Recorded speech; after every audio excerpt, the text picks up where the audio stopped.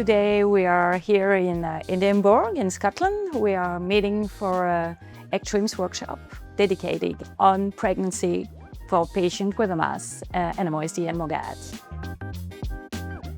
We convened a group of experts in this topic from across the world to really think about all the different pieces that go into safe, effective recommendations for this population. Those diseases affect many women.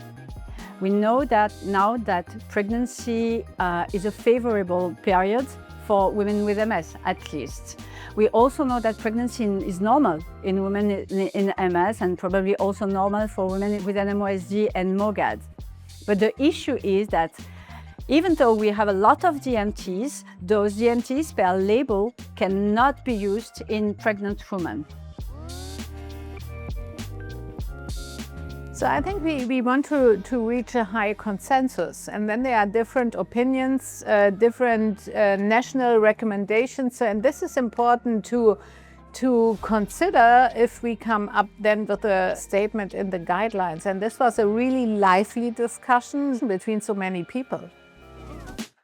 It's important to stay here because we have different challenges, depends on the region or the countries. Some countries don't have access to medications or testing antibodies. This is very important and very meaningful and very interesting for the patients with multiple sclerosis and NMOSD and MOGAD.